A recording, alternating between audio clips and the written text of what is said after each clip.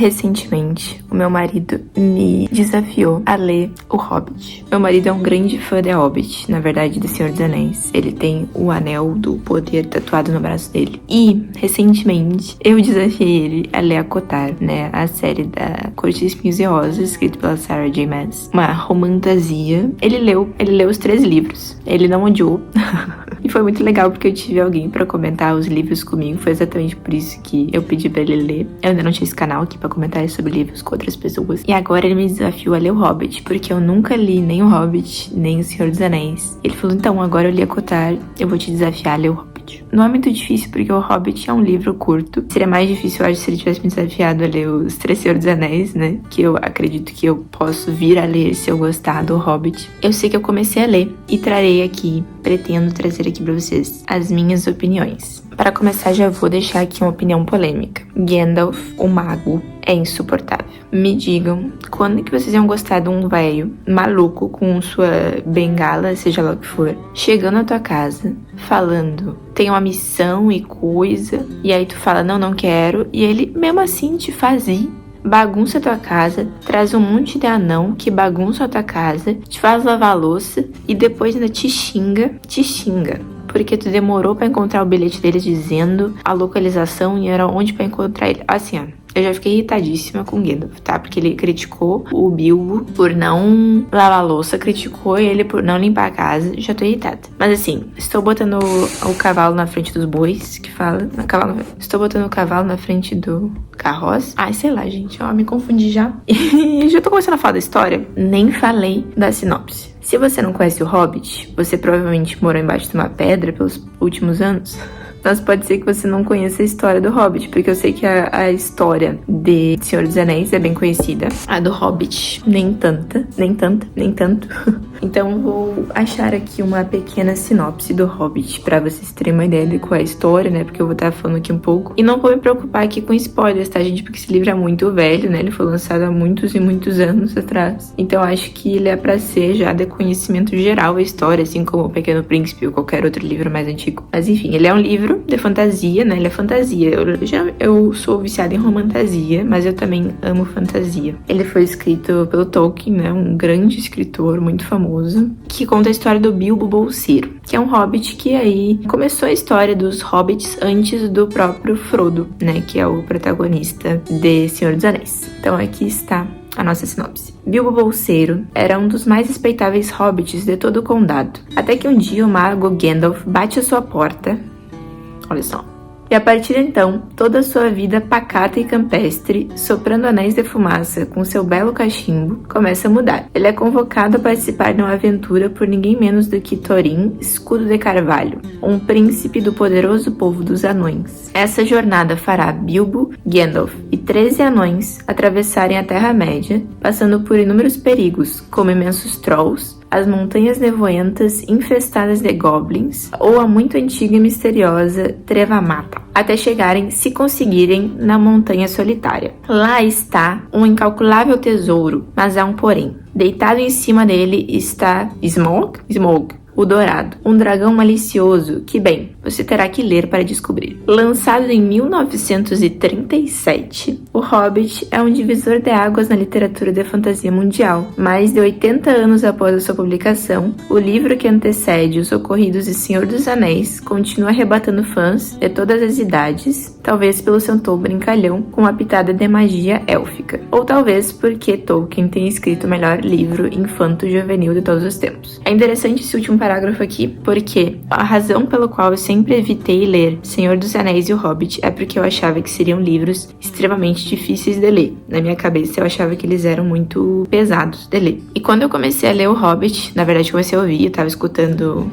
durante a faxina aí, quando eu tava no período de pós-natal, eu me surpreendi muito por ele ser um livro infantil. Ele é narrado de um jeito infantil, descrições são feitas para um público infantil, assim, os personagens são muito bem descritos, as roupas e tudo mais, é um modo mesmo que é feito pro público infantil. Eu realmente não imaginava. Meu marido comentou comigo que O Senhor dos Anéis é um pouco mais complexo do que O Hobbit. É uma coisa que me surpreendeu, eu não sabia que seria assim. Gostei bastante, tem algumas partes que são um pouco até demais, assim, infanto-juvenil até demais, mas é claro, eu tô lendo agora, eu tenho 27 anos, né, gente, Então, se eu tivesse lido esse livro mais jovem, eu provavelmente gostaria mais dessas partes do que eu gosto agora. Que eu tenho lido coisas um pouco mais pesadas, de modo geral. Mas tô gostando muito. Atualmente, eu já li alguns pedaços do livro. Basicamente, o Bilbo encontrou os anões, encontrou Gandalf. Ele foi obrigado a sair nessa aventura que ele nem queria ir. Ele só foi porque ele ouviu que tinha um pagamento,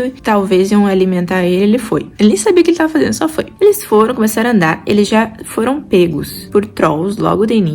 Já se cagaram todos. Quem salvou eles foi o Gandalf, que digo que esse passagem foi muito grosso, tá? Também, quando ele foi contar a história de como ele tinha salvado, blá, blá, ele foi super grosso também. Gandalf é uma das patadas. Eles continuaram a aventura deles. Aí eles chegaram numa parte que eu achei muito curioso, assim, o jeito que foi relatado no livro. Essa parte aqui, ó. Logo que eles foram resgatados dos trolls pelo Gandalf, eles foram pra casa dos elfos. Então, quando eles chegaram lá, é escrito assim: ora, é uma coisa estranha, mas coisas que são boas é aproveitar e dias que são bons é passar, a gente acaba descrevendo rápido, e não é grande coisa ouvir sobre eles. Eles ficaram muito tempo naquela boa casa, 14 dias, pelo menos. Queria ter tempo para lhe contar só algumas das histórias, ou uma ou duas das canções que eles ouviram naquela casa. E aí ele procede para não contar nada que aconteceu naquela casa nos 14 dias, porque não vale a pena contar e porque eu queria ter tempo para ler. Tipo, o autor escolheu tirar aquilo do livro e te dizer que ele escolheu tirar aquilo do livro. Eu achei isso muito esquisito. Fiquei assim, como assim? Então por que tu escreveu em primeiro lugar? Que eles ficaram 14 dias lá e tu não ia me contar. Então por que tu escreveu? Pra que tu me contou que tu não ia me contar, sabe? Eu achei isso esquisito, uma escolha interessante, digamos assim. Eu nunca tinha visto isso no livro. Depois disso, passou alguns dias, eu continuei ouvindo este livro, tá? Tava nevando super aqui. E eu continuei ouvindo ele em audiobook. E agora eu estou na parte que eles entram numa caverna. E acaba sendo uma caverna de goblins. Quem salva eles de novo? Gandalf. Então assim, o Gandalf é insuportável? Sim. Mas se não tivesse o Gandalf na história, o Bilbo e os anões já estariam mortos desde o capítulo 2. Então quem garante que vai dar certo, sabe? Então pra mim essa missão já tava completamente maluca. É isso, eu parei aí e continuarei lendo. Gente, eu simplesmente acabei de chegar na melhor parte do livro. Eu acabei de chegar na parte que o Bilbo encontra o Gollum, tá? Ele se perde do Gandalf e dos anões na caverna dos goblins, porque eles são atacados e tal, aí o Gandalf salva eles, né? Então, o Bilbo acaba se perdendo e ele vai parar ali do lado do laguinho do Gollum. E simplesmente, eu amei essa parte, e eu amei a narração do audiolivro. Olha, eu vou botar pra vocês o cara fazendo a voz do Gollum. Talvez você se senta aqui e conversa com ele um pouquinho, meu precioso. Ele gosta de adivinhas. Talvez ele goste, né? Estava ansioso. Gente, pelo amor de Deus, eu amei isso. É muito parecido com o filme. Essa é a parte preferida do livro até agora, o encontro com o Gollum. Meu espírito quinta série, saúde o espírito quinta série de vocês. A última vez que eu apareci por aqui foi pra falar do encontro que houve entre o nosso queridíssimo Gollum e o Bilbo, né? Pra mim foi a melhor parte do livro até agora. E neste encontro, o Bilbo acabou encontrando o anel, né? Que aí é quando ele finalmente encontra o anel aí, um dos anéis do poder, que vai ter muita importância aí em Senhor dos Anéis. Então o Bilbo finalmente encontra o anel. E depois ele consegue se livrar do Gollum e da caverna, botando o anel e ficando invisível, né?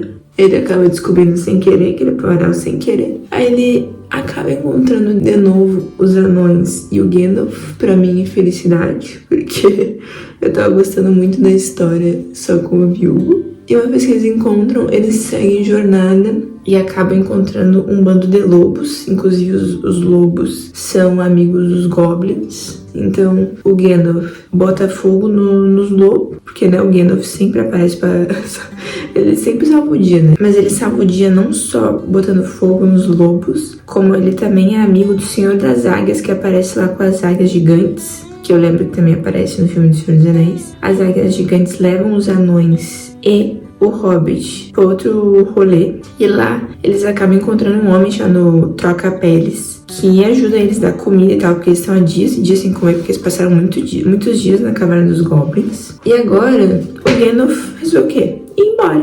O Dio resolveu ir embora e falou: gente, eu tenho outras coisas pra fazer. e vai embora. Agora me diz como esses anões e este hobbit vão sobreviver sem o Gandalf. Eu sinceramente acho este mago deu uma responsabilidade.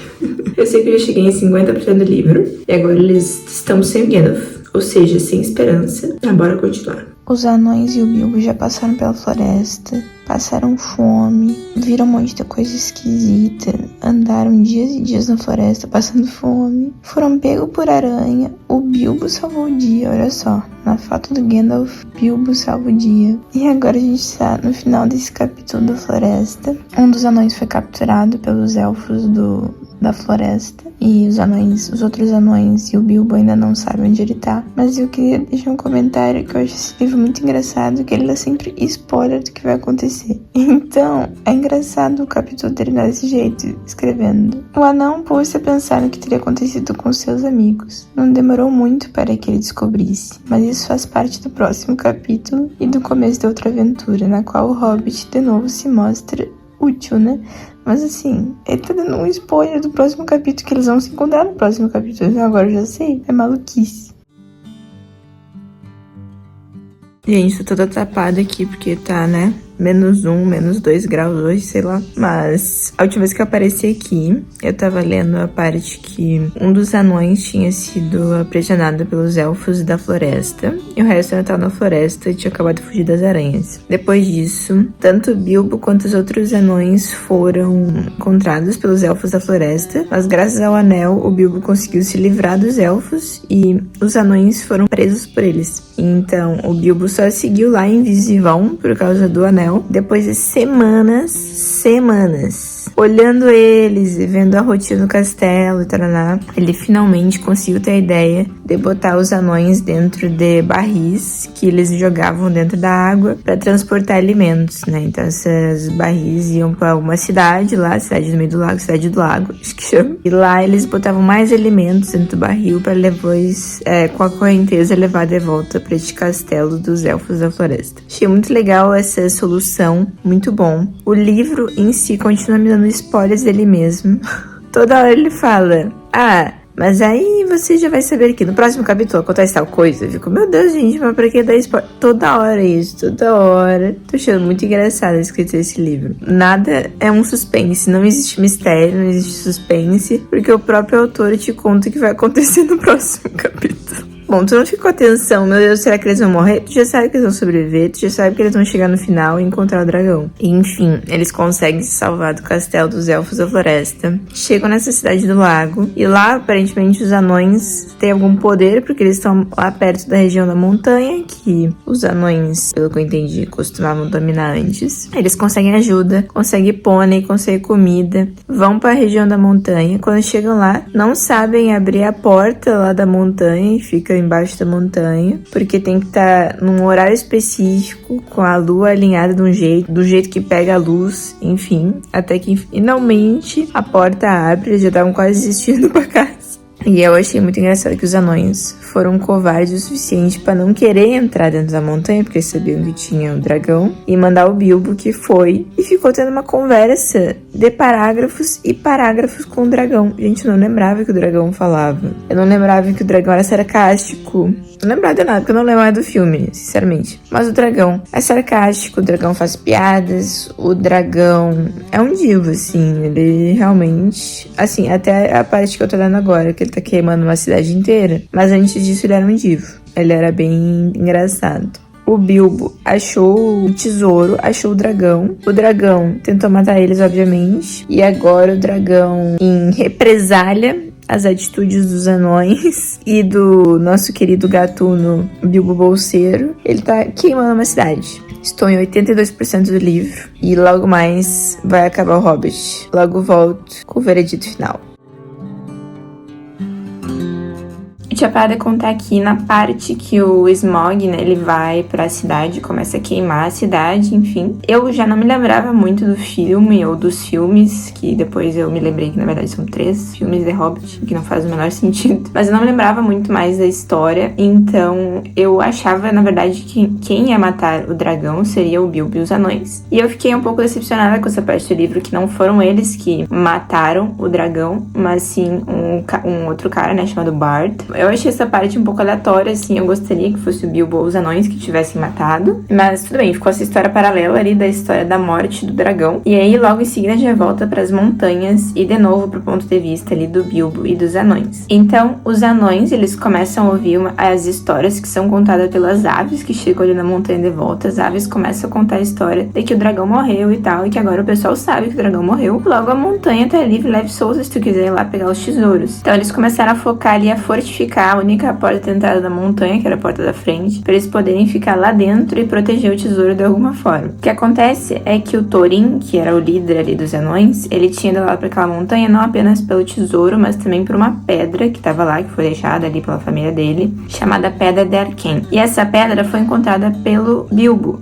Uma das vezes que ele estava falando com o dragão, ele achou essa pedra e ele guardou no bolso, e por algum motivo ele não contou que tinha encontrado essa pedra. A Pedra de Arken do meu pai vale mais do que um rio de ouro por si só, e para mim está além de qualquer preço. Nessa pedra, entre todo o tesouro, ponho meu nome e terei minha vingança de qualquer um que achar e retiver. Aí o Bilbo ficou meio cagado assim, mas ele ainda seguiu não contando que ele tinha a pedra. Mas o que ele decide fazer é bem ousado. O Bilbo foge da caverna ali, que eles estão ali dentro da montanha, e vai falar com os elfos e fala: gente, o Thorin, os outros anões enlouqueceram, eles não querem sair, eles estão tentando proteger o tesouro, mas eu tenho aqui a Pedra de Arken, e talvez ele aceite isso como uma troca, né? Trocar a pedra pelo tesouro, e assim finalmente eles conseguem ir embora e tal, porque ele não aguentava mais esse rolê, ele já tava querendo ir pra casa e tava vendo que alguma coisa tava errada ali com os anões, que a ganância tava subindo ali na cabeça deles. Mas o que acontece é que os elfos, eles tentam negociar isso com o Thorin, mas não dá certo, e assim se inicia essa guerra, que é a Guerra dos 5 Exércitos, porque todo mundo ouviu a fofoca que o dragão tinha morrido, e aí chegou lá os 5 exércitos que foram lutar pelo tesouro, que foram então os goblins, os lobos selvagens, os elfos, os homens e os anões. Então, 5 exércitos. E aí parte para uma descrição toda de luta ali no livro. O Bilbo põe um anel, fica desaparecido ali, fica invisível, e logo toma uma pedrada na cabeça. Então ele não viu nada, ele não viu o final da batalha, ele não sabe o que aconteceu, mas ele acorda de novo quando ele é resgatado. Dizem pra ele que estavam procurando ele, mas achavam que ele estava morto. Mas, né, como ele estava invisível e estava com o anel no dedo, ninguém conseguia achar o Bilbo. Então, no fim, nós descobrimos que o Thorin, que era o líder ali dos anões, e o Fili e o Kili, que eram outros 2 anões, morreram nesta batalha. Eles enterram o Thorin ali sobre a montanha, junto com a pedra de Arken dele ali, que era tudo pra ele. E o Bilbo não fica com nenhuma recompensa, nenhuma parte do tesouro, porque eles dão a parte do tesouro pro cara que matou o dragão, né, o Bardo lá. E aí o Bilbo começa a sua jornada de volta. E eu queria falar que morreu aí o Fili, o Kili e o Thorin, mas, gente, eu nunca consegui, em nenhum momento desse livro eu consegui decorar o nome dos anões. Então toda vez que eu penso no nome dos anões eu tenho que ler: Balin, Dualin, Dori, Nori, Ori, Oin, Gloin, Bifur, Bofur, Bombur. Gente, o que é isso? Eu sei que nenhum deles ficou com o tal do ouro ali, do tesouro no final. Mas uma parte de um tesouro que eles tinham achado no meio do caminho foi enterrado. E o Bilbo, na jornada dele de volta, que ele tá fazendo a jornada dele de volta com o Gandalf, se não me engano ele faz, ele desenterra esse tesouro e ele consegue ficar com essa riqueza do tesouro. E é para a grande surpresa de Bilbo que ele finalmente chega em casa e vê que as coisas dele estão sendo leiloadas. Simplesmente leiloadas. O cara chegou no meio do leilão ali das coisas dele. Simplesmente acharam que ele tinha morrido e estavam leiloando as coisas dentro da casa dele. Aí, assim, esse Bilbo só sofre o livro inteiro, né? Mas ele consegue parar o leilão dizendo que tá vivo. E assim ele fica lá na casa dele e o livro acaba. Então, obviamente, a gente sabe que o Bilbo fica com o Anel do Poder, o Anel ficou com o Bilbo, ele ficou com o Anel, com o parte do tesouro. E é isso. Eu gostei muito de ler esse livro. Achei interessante, assim, finalmente ler algo do Tolkien, poder ler algo e me dar conta que eu posso ler, que não é tão difícil assim. Não sei se eu vou continuar para ler Senhor dos Anéis, porque não foi um livro que me instigou a ler Senhor dos Anéis. Mas é isso, espero que vocês tenham gostado de assistir um pouquinho deste vlog de leitura. Foi um vlog que levou alguns meses, desde do ano passado, lá em dezembro ainda, e agora terminando de gravar este vídeo em fevereiro, porque faz quase um mês já que eu terminei de ler. Se vocês gostam desse formato de vlog de leitura, não esqueça de dar um like aqui embaixo, se inscrever no canal e até o próximo vídeo. Beijo!